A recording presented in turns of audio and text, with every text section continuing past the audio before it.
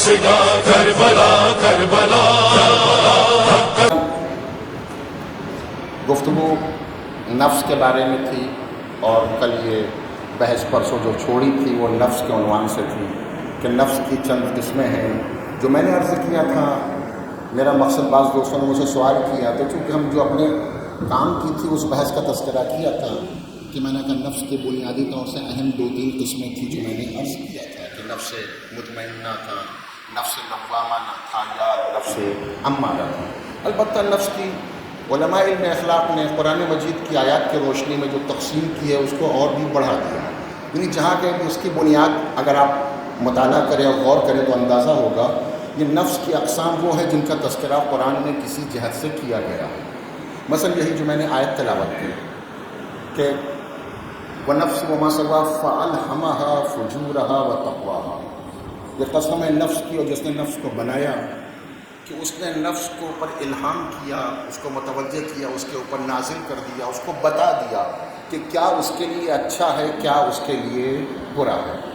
تو اس لفظ الہمہ سے بعض علماء نے اس نفس ملہمہ کا نام بھی دیا ہے کہ ایسا نفس جس کے اوپر اللہ الہام کرتا ہے، اللہ نے جس کو متوجہ کر دیا کہ کون اچھا ہے کون برا ہے. اسی انداز سے نفس کی ایک قسم ہے، اس کو نفس ناطقہ بھی کہتے ہیں. اگر یادداشت کرے تو اچھی چیز ہے، کوئی بھی علم کبھی نقصان نہیں پہنچاتا. اور اسی انداز سے نفس کی 2 قسمیں اور بھی ذکر کی ہیں جو آیت النفس المطمئنہ کے ذیل میں ہے کہ راضیتم مرضیہ. اس کو بھی علماء نے نفس کی قسم میں شمار کیا کہ نفس راضیہ بھی ہوتا ہے، نفس مرضیہ بھی ہوتا ہے. اگر میرے بچے اور نوجوان اس بات کو متوجہ ہو جائیں تو واقعی یہ نفس جو ہے وہ بہت ہی عظیم منزل پر ہوتا ہے. اس میں ایک نفس کا تعلق ہم سے ہے، ایک کا تعلق پروردگار سے ہے. نفس راضیہ وہ نفس ہوتا ہے جو اللہ سے راضی ہو جائے. میری بات پہنچ گئی؟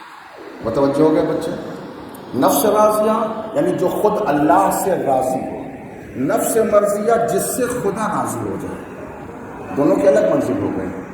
اب یہ مراتب ہے، اس کی گفتگو کا موقع نہیں، لیکن چونکہ تقسیم کی بات تھی لہٰذا میں نے یہاں پر آپ کی خدمت میں اس کی طرف اشارہ کر دیا. 2 باتیں کہنے کی ضرورت ہے کہ جو اصل بنیادی گفتگو ہماری ہے وہ ہے نفس امارہ کے اوپر، جس کے محور پہ ہم اگر آپ بحث کر رہے ہیں. نفس امارہ یعنی امارۃ بالسوء، یہی آیت کریمہ ہے. وہ نفس جو انسان کو برائیوں کی طرف مسلسل آرڈر کرتا رہتا ہے، برائیوں کی طرف لے جایا کرتا ہے. یہ نفس خطرناک ترین نفسوں میں سے. اس کی بہت سی پہچان ہے. میں سب تو عرض نہ کروں گا، 2-4 کہیں کہ آپ کو اس ایڈریس کی طرف متوجہ کر دوں گا کہ آپ بھی مطالعہ کریں گے تو آپ کو اس کی طرف ذہن آپ کا پہنچ جائے گا. 15 مناجاتیں جسے مناجات خمسۃ عشر کہتے ہیں، جو امام چہاروں سے منسوب ہے، جو مفاتیح میں بھی لکھی اور دوسری کتابوں میں بھی جن کو نقل کیا گیا ہے. اس میں دوسری مناجات ہے مناجات شاکین، یعنی وہ جو اللہ سے شکوہ کر رہا ہے، اللہ سے شکایت کر رہا ہے. اس مناجات کے اندر 5-6 عدد بلکہ تقریباً 12-13 عدد کہہ دیا جائے پہچان بتائی ہے امام معصوم نے، چوتھے امام نے، کہ یہ نفس امارہ کون ہوتا ہے. اس لیے اگر آپ اس کو آپ پڑھیں گے تو اس میں چند الفاظ میں آپ کی خدمت عرض کروں. الہی الیک اشکو نفسا بالسوء امارہ، پروردگار میں تجھ سے شکایت کرتا ہوں، تیری بارگاہ میں شاکی ہوں کہ مجھے اس نفس سے بچا دے کہ جو نفس ہمیں برائیوں کی طرف لے کر کے جاتا ہے. اس نفس سے بچا کے جو ہمیں برائیوں کی طرف لے کر کے جاتا ہے. وَلَلْخَطِيَّةِ مُبَادَرَةً، اور غلطیوں کی طرف دوڑا کے لے کے چلا جاتا ہے. یعنی ہمارا ذہن ہمیشہ گناہوں کی طرف موڑتا رہتا ہے. اس نفس سے ہم کو بچا، ہم اس سے شکایت کرتے ہیں. تو ہماری اس میں بہت سی پہچانیں، میں سب عرض نہ کروں گا ورنہ محسوس کریں گے، لہٰذا میں نے اشارہ کر دیا. آپ اس پر آپ متوجہ ہیں، ترجمہ میں غور کریں گے تو آپ کو اندازہ ہو جائے. یہ نفس ہے. میں وقت چونکہ آج میں درمیان میں ہوں اور 11:25 میں نے شروع کیا ہے. امید یہ ہے کہ میں 30 منٹ کے اندر اپنی بحث کو روک دوں گا. ختم تو نہیں ہو پائے گی لیکن بہرحال میں روک دوں گا گفتگو کو. اس نفس امارہ میں بچا کیسے جائے؟ اس نفس سے جو ہمیں برائیوں کی طرف لے جاتا ہے اس کا علاج بھی تو ضروری ہے. شریعت نے اس کا علاج بھی بیان کیا ہے. سب سے پہلا علاج جو روایت کی روشنی میں ہے اس کا نام ہے ہم اپنے کاموں کی سمیچھا کریں. اپنے کاموں کا کیلکولیشن کریں، اپنے کاموں کا حساب کتاب کریں۔ بچوں نے واقعہ پڑھا ہوگا، مجلسوں میں آپ نے سنا ہو، کتابوں میں لکھا ہوا ہے کہ دن بھر کا کام کر کے اور شام کو جب بزنس مین اپنے گھر پہنچتا ہے یا دکان پہ اپنی دکان اور کام بند کرنے لگتا ہے تو اپنے دن بھر کے حساب کا وہ کیلکولیشن کرتا ہے، اور کیلکولیشن کرنے کے بعد یہ کمپیئر کر کے دیکھتا ہے کہ آج دن بھر کے بزنس میں ہمارا کتنا پروفٹ ہوا، کتنا نقصان ہوا۔ اگر اس میں نہ جائیں گے تو 31 مارچ آ ہی رہی ہے جو سال بھر کے حساب کو کلیئر کر رہی ہے۔ مارچ اینڈنگ آ گیا ہے، سب آپ نے حساب کر چکے ہیں کہ اس سال میں ہم نے کتنا بزنس کیا، کتنا پروفٹ ہوا، کتنا لاس ہوا۔ آپ میرے ساتھ آ گئے؟ یہ محاسبہ کیا ہوتا ہے؟ پھر جس کے بعد پھر انسان کی پالیسی کیا ہوتی ہے؟ دیکھتا ہے کہ اگر انسان کا نقصان اور لاس گیا ہے تو پھر پالیسی تیار کرتا ہے کاہے کی کہ اس لاس کو کس طرح جبران کیا جائے، بھرپائی کی جائے۔ اگر پروفٹ ہوا ہے تو جتنا پروفٹ ہوا ہے اس میں کتنا بڑھایا جائے، پھر کیسے اور اس میں اضافہ کیا جائے۔ میرے ساتھ ہے، میرے بچے نہیں ہیں۔ اگر یہ بات ہم نے متوجہ ہے دنیا کے کاروبار کی طرف، تو اسی انداز سے چھٹے امام سے منسوب اس بات کو ذکر کیا ہے کتابوں میں کہ امام نے فرمایا جب تم دن بھر گزر کے اپنی زندگی کے سارے کاروبار سے فرصت پا کر کے اپنے بستر پر پہنچو اور لیٹو تو تھوڑی دیر کے لیے اپنے دن بھر کے کام کا کیلکولیشن اور حساب کر کے دیکھو دن بھر میں تم نے کیا کیا، کتنی اچھائیاں کی، کتنی برائیاں سرزد ہو گئیں، کتنے کارہائے خیر ہم نے انجام دیے اور کتنے گناہ کو طرف ہمارے قدم آگے بڑھ گئے ہیں۔ اور جب اندازہ ہوگا کہ مثلا بعنوان مثال ہم نے 10 گناہ کیے ہیں اور 5 ہی نیکی کی ہے تو اس کا مطلب آج کا دن ہمارا لاس کا ہے۔ اور بزرگوں کا قول یہ ہے کہ ہمارا آنے والا کل گزرے ہوئے کل سے بہتر ہونا چاہیے۔ اگر یہ ساری سسٹم ہم نے جان لیا ہے تو معصوم کے اس قول کی روشنی میں ہم اپنے کا جو محاسبہ کریں گے، حساب کریں گے تو خود بخود ہم راہ حق کی طرف آ سکتے ہیں۔ تو ایک مرحلہ ہے، ایک مسئلہ ہے کہ ہم نفس امارہ سے بچنے کے لیے اپنے کو کیا کر سکیں، کس انداز سے لے جا سکتے ہیں۔ دوسرا مسئلہ، اگر یہ تھوڑا تفصیلی ہے مگر میں اشارہ بہرحال کروں گا، دوسرا مسئلہ ہے اس کو کہتے ہیں توبہ، جو اس نفس امارہ سے، گناہ کی طرف لے جانے والے نفس سے بچنے کا، اس سے پرہیز کرنے کا، اس کی جبران کرنے کا، بھرپائی کرنے کا دوسرا ذریعہ ہے توبہ۔ مجھے اجازت دیں آپ، تو میں 5-7 منٹ، میں نے کہا تفصیلی ہر بحث میں نہ کچھ، لیکن میرے پاس شارٹ ٹائم ہے، کم وقت مجھ کو گفتگو کرنی ہے، بہت سے مسائل کا تذکرہ کرنا ہے، لہٰذا میں ہر بات کو ایکسپلین کرے بہت وضاحت سے نہیں لیکن آسانی سے۔ توبہ میننگ ہے، توبہ کے معنی کیا ہے؟ ہمارے سماج کے اندر توبہ کے سماج میں معنی کیا ہیں کہ انسان کوئی غلطی کرے اور منہ کے اوپر تماچے مان لے، توبہ توبہ کی 2 لفظ تکرار کر لیں، یعنی کل ملا کے توبہ ہو گئی۔ میری بات پہنچ رہی، غلط تو نہیں کہہ رہا ہوں۔ جب کوئی غلطی ہوتی ہے، ارے ماں باپ بھی یہ سکھاتے ہیں، اس لیے وہ بھی اتنے ہی جانتے ہیں، اپنے گھر میں بھی یہ دیکھتے ہیں، ماں ہو یا باپ ہو، بڑے بھائی جو غلطی کرتے تو غلطی کا خالی ہر انسان کو دیکھیں آپ، ہر تو جانے دیجیے، آپ نماز میں آپ مسجد دیکھ لیجیے، آپ یہاں بھی دیکھ لیجیے، جس کو دیکھیں منہ پھوٹ رہا ہے، بھائی منہ پھوٹنے اور منہ پیٹنے کا نام توبہ نہیں ہے۔ توبہ بہت توجہ کرے میرے بچوں اور نوجوان خصوصی طور سے، توبہ نام ہے مڑ کر کے دیکھ لینا۔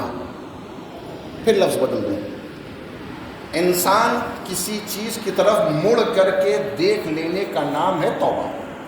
مثال، ہم ادھر سے جا رہے تھے، ادھر دیکھ رہے ہیں، ابھی ادھر دیکھ رہے ہیں تو اچھا ایک مرتبہ مڑ کے پیچھے دیکھ لوں، اس مڑ کے دیکھ لینے کا نام ہے توبہ۔ یہ توبہ ہے کیوں؟ مسئلہ اس کے واسطے یہ ہوتا ہے بلکہ کہ انسان جب تک دنیا کے مسائل میں گرفتار رہتا ہے، توجہ کیجیے گا میرے دوستوں اور بچوں، کہ جب تک انسان دنیا کی رنگینیوں میں پھنسا رہتا ہے اس وقت تک خدا سے غافل ہو جاتا ہے۔ جب خدا سے غافل ہو جاتا ہے تو انسان خدا کی نافرمانی کر بیٹھتا ہے۔ بالکل اصولی بات، میں ابھی مثال دیتا ہوں، بال بات آسان ہو جائے گی۔ لیکن جب اس غفلت سے ایک مرتبہ ٹہوکر لگتا ہے، متوجہ ہوتا ہے، ٹھوکر لگتی ہے، کوئی عنوان پیدا ہوتا ہے اور مڑ کے دوبارہ اللہ کی جانب دیکھ لیتا ہے تو انسان پھر اس طرح نہیں رہ جاتا جیسے پہلے ہوتا۔ اب آپ آئیے میرے ساتھ، میں مثال دوں۔ اسکول کا دن، کالج کا وقت ہے، اسکول کا 12-14 سال کا بچہ تھا، اپنے دوستوں کے ساتھ گھر سے نکلا تھا، بیگ لے کر کے کہاں کے واسطے؟ اسکول کے لیے، گھر سے نکلا اسکول کے لیے چلا گیا گراؤنڈ میں، 3 4 5 6 بچے چلے گئے اور وہ اپنا کرکٹ میں کھیل میں مشغول، کود پھاند تماشا کر رہے ہیں میرے ساتھ، مشغول ہوتے آزاد ہے انسان، ہر بچہ آزاد تھا۔ اتنے میں ایک درمیان میں کسی لڑکے نے کسی دوسرے لڑکے سے کہا کہ او دیکھ نہیں رہے ہو پیچھے دیکھ، کہ کیا ہے؟ کہا تیرے پپا۔ آپ ہم سمجھ گئے میری مثال، سمجھے؟ اب آپ بتائیں، جیسے ہی وہ بچہ مڑ کے اپنے باپ کو دیکھے گا کیا ویسا رہے گا جیسے ابھی تک تھا؟ کیا ہوگا اس کی کنڈیشن؟ کیا ہوگی اس کی کنڈیشن؟ یہ ہوگی کانپے گا، لرزے گا، تھر تھرائے گا، خاموش ہو جائے گا، پیر رک جائیں گے، سر جھک جائے گا، شرمندہ ہوگا۔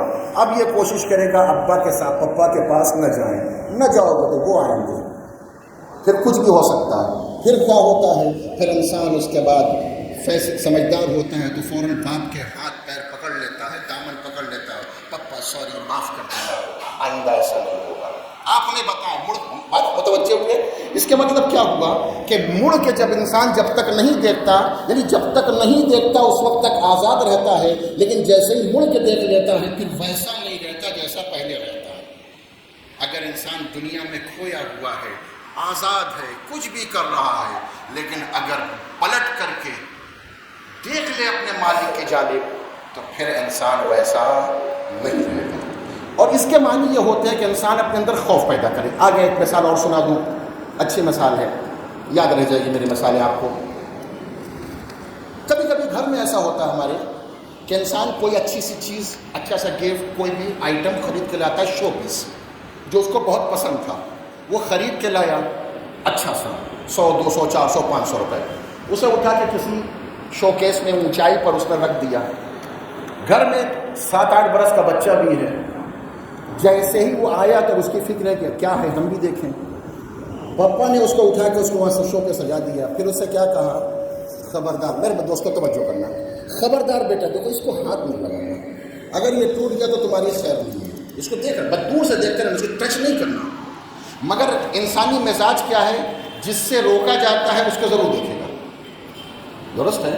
یہاں پہ کوئی نہیں آئے گا، نیچے بچے 50 کھڑے ہوں کوئی نہیں آئے گا، ایک مرتبہ اعلان کیا تو خبردار کوئی اوپر نہیں جائے، یہ مزاج انسان ہے۔ تو جیسے ہی باپ نے کہا بیٹا خبردار ہے اس کو ہاتھ نہ لگانا، تو اب اس کی فکر ہے دیکھیں تو یہ ہے کیا چیز، اس میں کیا کوالٹی ہے، کیا کمال ہے، کیا اس میں پایا جاتا ہے، اس کو دیکھیں تو پریشان ہو کر کے آخر میں ایک دن والد صاحب ادھر بزرگوار گھر سے باہر نکلے، ادھر پپا گھر سے باہر نکلے، اس بچے کو سوار ہوا، کیا سوار ہوا؟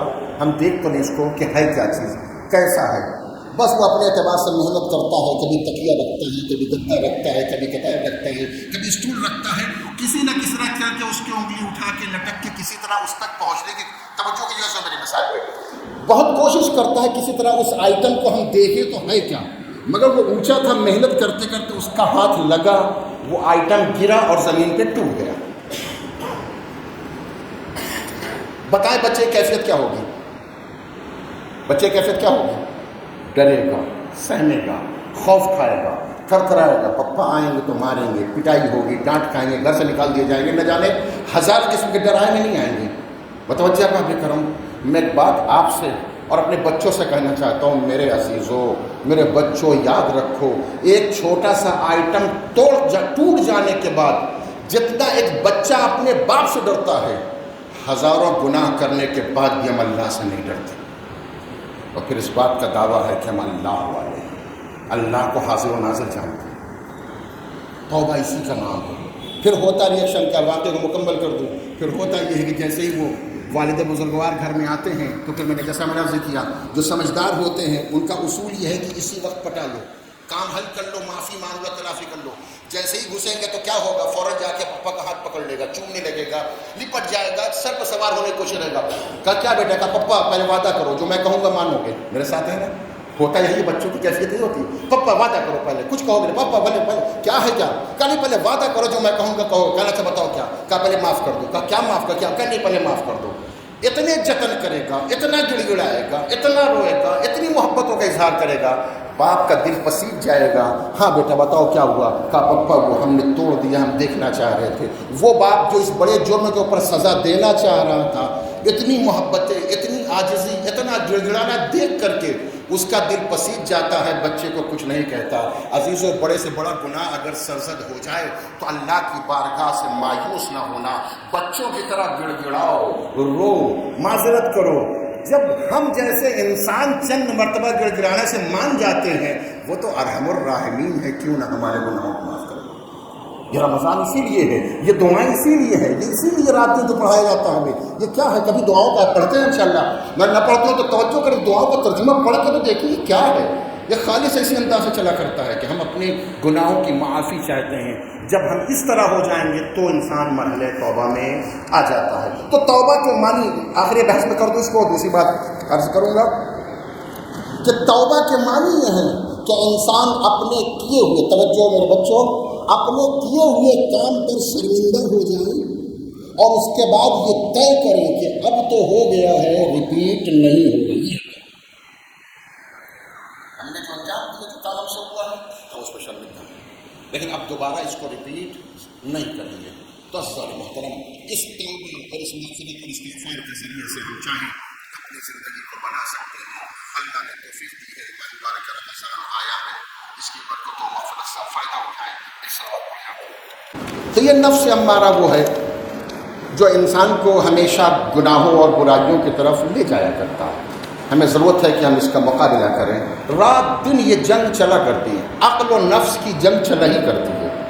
अक़्ल खुदा की तरफ ले जाती है, नफ्स गुनाहों की तरफ ले जाया करता है, और रात दिन इस मसले में होता है। कल मैंने इशारा किया था कि रात भर देर रात तक जगते रहते हैं और उसके बाद 3 साढ़े 3 बजे नींद आई, तब उस वक्त फिर गुस्सा आ रहा है कि मुअज़्ज़िन ये हय्या अला सलाह इस टाइम काहे कह रहा है। इसको समझना तो चाहिए कि हम 1:30 बजे तक जागे। उस बेचारे को क्या मालूम कि आप 2 बजे तक जगे। आप डेटा पूरा कर रहे थे कि दोस्तों के साथ कोटले पर बैठे थे कि चौक पर बैठे थे, किस चौक बैठे थे नहीं मालूम, उसको तो नहीं मालूम। लेकिन इंसान सोचता है कि नहीं ये मामला नहीं, उनको समझना चाहिए। फिर इंसान का नफ्स अल्लाह के हुक्म में दखल देने की सोच लगता है कि अगर ये टाइम जो है वो नमाज सुबह को जो 5 बजे है, अगर ये 8 साढ़े 8 बजे होता ज़्यादा अच्छा होता, ताकि इंसान देर रात तक जगता भी, उठ के अपने सुकून से नमाज ही पढ़ लेता। मेरे अज़ीज़ों, हम हैं, एक गुफ्तगू एक जुमला याद आ गया, सुना दूँ, मैंने भूल जाऊँगा तो नहीं याद रहेगा। हमारा हिसाब ये है कि हम रात दिन, बहुत तवज्जो की जगह बुजुर्गों की, रात दिन बैठे बैठे खुदा को मशवरा देते हैं, खुदा को मशवरा देते हैं, ये ऐसा होना चाहिए, वो ऐसा होना चाहिए, ये टाइम ऐसा होना चाहिए। रमज़ान तो सर्दी में होना चाहिए, मसलन कि छोटा दिन हो, ठंडक का मौसम हो, मेहनत कम पड़ जाए, और नमाज का टाइम ये सुबह के टाइम 2 रकअत क्या पढ़वा रहा है परवरदिगार, बेहतर ये था कि शाम को 1 टाइम हो जाता, सारा मामला हल हो जाता। सारी चीज़ें हैं, मशवरा देते हैं। मुझे इंसाफ से बताएं, बहुत तवज्जो बुजुर्गों, कि हम आप हैं, हमारे पास दुकान हो या कारखाना हो या ऑफिस हो, हम काम करता है, मेरा काम करना, हमने रखा उसे 5,000-7,000 रुपये पे एक अदद नौकर भी रखा है, जो सफाई करता है, चाय पिलाता है, इंतजाम करता है, सारा काम करता है, चलता रहता है। लेकिन आज किसी ने मुझसे कहा कोई काम कहा और उसने हमको मशवरा दे दिया कि साहब ऐसा नहीं, आप ऐसा कर लीजिए, ये काम ऐसे नहीं साहब, आप समझ नहीं रहे, ऑफिस ऐसे वक्त होना चाहिए। अगर उस इंसान ने बॉस को, साहब को मशवरा दे दिया तो शाम न होने पाएगी, ऑफिस के बाहर खड़ा कर देंगे उसको, चल निकल यहाँ से, कल से दिखाऊंगा। मुझको मशवरा दे रहा है, मुझको समझा रहा है, मैं किसको तनख्वाह देती हूँ, मेरा नौकर है, मैं पगार देता हूँ। अजीज़ों, मिजाज कभी कभी ऐसा हो जाता है कि अगर ज़रा सा हमारे नौकर ने आपको मशवरा दे दिया तो टाइम न लगेगा, निकाल करके हम दुकान के बाहर, ऑफिस के बाहर खड़ा कर देते हैं। हमारा नौकर हम ही को मशवरा दे रहा है। कितना करीम परवरदिगार है, रात दिन मशवरा देते हैं, न दुनिया से निकालता है, न घर से निकालता है, न खाना बंद करता है, न रिस्क रोकता है। इतने करीम परवरदिगार की अब इबादत इंसान न करेगा तो किसकी करेगा? कहाँ है हमारा, कहाँ जा रहे हैं? ये नफ्स से मशवरा देता रहता है, और बड़ा मिजाज हमारा बड़ा ऊंचा है, हर चीज़ समझाते रहते हैं। ये नफ्स बात, गुफ्तगू नफ्सी में चल रही है मेरी बात, कि हमारा मिजाज जो है वो, एक सवाल पढ़ दें,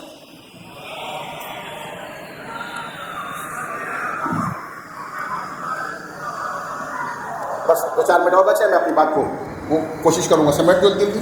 तो ऐसे करना तो ये नफ्स हमें समझाया करता है कि ऐसा नहीं, ऐसा होना चाहिए, इस वक्त नहीं, इस वक्त नमाज ऐसी। इसलिए कि नफ्स क्या करता है, जब मुअज़्ज़िन ने, यही तक मैं आपको लेकर के आया हूँ, मुअज़्ज़िन ने जैसे ही कहा हय्या अला सलाह, तो आँख तो खुल गई, مگر ہم نے سوچنا شروع کیا اگر ابھی نماز کے لیے چلے جائیں گے، اٹھ جائیں گے تو نیند اچٹ جائے گی، پھر گھنٹہ 2 گھنٹہ نیند نہیں آئے گی، اور پھر جب صبح آفس جائیں گے تو آفس میں اگر ہمیں نیند آ گئی، جھپکی آنے لگ گئی، تو صاحب تو اسی دن یا تو نکال دیں گے نوکری سے ہمیں، یا پگار کاٹ لیں گے کہ آج کی تیری پگار نہیں ملے گی، تو یہاں سونے آیا ہے کہ کام کرنے آیا ہے۔ آخر کار نفس نے انسان کو سمجھایا، یہی میں آپ کو لے کر کے آیا اپنے بچوں کو، نفس انسان کو سمجھاتا ارے سو آرام کرو، کون سی مشکل ہے، اگر نماز نہ پڑھو گے زیادہ جہنم ہی میں تو جاؤ گے، اس سے زیادہ تو کچھ ہونے والا نہیں، لیکن اگر آفس میں تم سوتے رہ گئے تو نوکری چلی جائے گی، پیسہ کٹ جائے گا، پگار نہیں دیں گے۔ ایک بہترین آسان فارمولہ سمجھا کہ باس کو راضی کر لو، باس کے باس ناراض ہو جائے تو کوئی بات نہیں، جبکہ انسان کو یہ سوچنا چاہیے کہ جو باس ہم کو دے رہا ہے اس کو بھی وہی دیتا ہے جو مجھ کو دیتا ہے، کہ الگ سے اس کا رازق نہیں ہے، میرا رازق بھی وہی ہے، اس کا رازق بھی وہی ہے، مگر ہمارا مزاج یہ ہے کہ نہیں، اللہ ناراض ہوتا ہے تو ناراض ہو جائے، کوئی فرق نہیں پڑتا، باس کو، مالک کو، صاحب کو ناراض نہیں ہونا چاہیے۔ اس لیے جہنم و جنت کا مسئلہ تو آخرت کا ہے، دیکھا جائے گا، یہ جو کیش کا سودا ہے اسی کو دیکھا جائے، ورنہ اگر کل نکال دیں گے تو نوکری سے تو ہم کیا کریں گے۔ یہ مزاج ہے، یہ نفس ہے جو انسان کو سمجھاتا ہے، اور کبھی بھی اسلامی پیرائے میں سمجھاتا ہے۔ میرے ساتھ رہیں، مثال بھی شاید کام آ جائے، کبھی کبھی اسلام کے پیرائے میں، اسلام کے سانچے میں، اسلام کے نام پہ سمجھاتا ہے، اس لیے کہ لوگ جو سمجھتے ہیں سمجھاتے ہیں بھائی اسلام میں نماز 2 ہے، ایک ادا ایک قضا، نفس سمجھاتا ہے، انسان نہیں۔ نفس انسان کو کیا سمجھاتا ہے؟ بھائی نماز 2 طریقے کی ہے، ایک ادا ہے ایک قضا ہے، یعنی آپشنل ہے، اختیاری ہے، چاہے اس کو پڑھو چاہے اس کو، اگر ٹائم پہ پڑھ لی تو ٹھیک ہے، اگر نہیں پڑھی تب بھی کوئی بات نہیں، جا کے قضا کر لیں گے۔ عزیزان ایسا ہرگز نہیں ہے، خبردار، یاد رکھنے کی بات ہے، ادا اور قضا آپشنل نہیں ہے، ہماری ذمہ داری ہے نماز کو وقت پر پڑھ لینا، ادا کرنا، یہ ہماری ذمہ داری ہے۔ اگر خدا نخواستہ بائی دا وے کسی جہت سے قضا ہو جائے تو اس کا ادا کرنا واجب ہے، ورنہ استاد محسن کراتی کا ایک جملہ بڑا اچھا یاد آتا ہے، ہم آپ جو ہے وہ دنیا کے حساب سے بڑا حساب کتاب بہت عمدہ چلتے ہیں، جاب کرنے والے، صبح تو سونے میں گزر گئی، نماز پڑھی نہیں، دوپہر کو ٹائم نہیں ملا، تو ہر آدمی جب شام کو، اب جہاں سے آتا ہو، چاہے الگ سے آتا ہو چاہے جہاں سے آتا ہو، خدا جان جہاں سے جو آتا ہو، ہم نہایت اطمینان سے مسجد میں آتے ہیں اور ایک وضو سے 3 نماز پڑھتے ہیں، ایک وضو سے، اور جو سمجھدار طبقہ ہوتا ہے وہ اور اچھی نماز پڑھتا ہے، وہ نماز ظہر اور سب کو ایک ساتھ اس طرح پڑھتا ہے کہ نماز کو آخری وقت میں پڑھتا ہے، صبح کی قضا، ظہر کی لاسٹ ٹائم، مغرب کے اول وقت، تو ایک وضو سے 17، اگر کسی آپ بتا دیں کہ میں ایک وضو سے پورے دن کی نماز پڑھتا ہوں تو یقیناً آپ کے ہاتھ پیر کو چومے گا، آپ متقی پرہیزگار، صبح سے آپ کا وضو باقی رہتا ہے اور شام تک چل جایا کرتا ہے۔ تو عزیزان محترم، یہ ایک فلسفے ہیں جو ذہن کو متوجہ کرتے ہیں، یہ نفس ہے جو انسان کو برائی کی طرف لے جاتا ہے، ہماری ذمہ داری یہ ہے کہ ہم بیدار ہوں، اس نفس کے مقابل میں کھڑے ہو جائیں، اس لیے کہ ہماری زندگی سراسر جہاد ہے، اور شیطان اسی نفس کے ذریعے سے وارد ہوتا ہے۔ اب میرے پاس آج وقت نہیں ہے، میں گزارش آج اپنی بات کو نہیں روکتا ہوں، میں گفتگو تو بہت سے لے کر کے آیا تھا، لہٰذا زیادہ گفتگو نہ کروں گا، بس ایک جملہ سنیے بچوں کے لیے، بس بات تمام ہو گئی۔ انشاءاللہ کل گفتگو آپ کی خدمت میں ہے کہ یہ نفس ہے، یہ انسان ہے جو دنیا کی طرف ہمیشہ متوجہ ہوتا رہتا ہے۔ ہمارا حال یہی ہو گیا، پہلے کا حال الگ تھا، آج کا حال الگ ہے۔ پہلے کی صورتحال یہ تھی کہ جب کبھی بھی کوئی انسان کسی گاؤں، کسی محلے، کسی علاقے میں جاتا تھا تو اس سے یہ پوچھتا تھا کہ یہاں مسجد کہاں ہے، یہ پوچھتا تھا کہ یہ اذان کتنے بجے ہوتی ہے۔ آج کا ہمارا نوجوان جب کسی علاقے میں جاتا ہے تو پہلے یہ پوچھتا ہے، تمہارے پاس وہ چارجر والا ہے، ٹائپ سی والا ہے یا اینڈرائڈ والا ہے تمہارے یہاں کہ نہیں ہے، یا نیٹ ورک کون سے موبائل کا اچھا ہے، آپ کیا وائی فائی ہے یا نہیں ہے۔ فرق کیا ہے؟ یہ فرق یہی پڑ گیا ہے کہ ہمارے نفس نے ہم کو دین سے الگ کر کے دنیا کی طرف اتنا محدود کر دیا ہے کہ ہم نے دین چھوڑ کر کے دنیا کی طرف جانے کا ارادہ کر لیا ہے۔ عزیزو، بیدار ہونے کی ضرورت ہے، وقت حاضر ہے، طاقت موجود ہے، ہوش و حواس سلامت ہیں، ہاتھ پیر سالم ہیں، ہزاروں نعمتوں سے استفادہ کر رہے ہیں، اس موقع کا فائدہ اٹھاؤ۔ اگر دنیا کے حصول میں تگ و دو کرتے ہو تو آخرت کے حصول کی محنت کرو، اس لیے کہ دنیا کا مسئلہ چند دنوں کا ہے، آخرت کا مسئلہ ہمیشہ کا ہے۔ والسلام علیکم ورحمۃ اللہ وبرکاتہ۔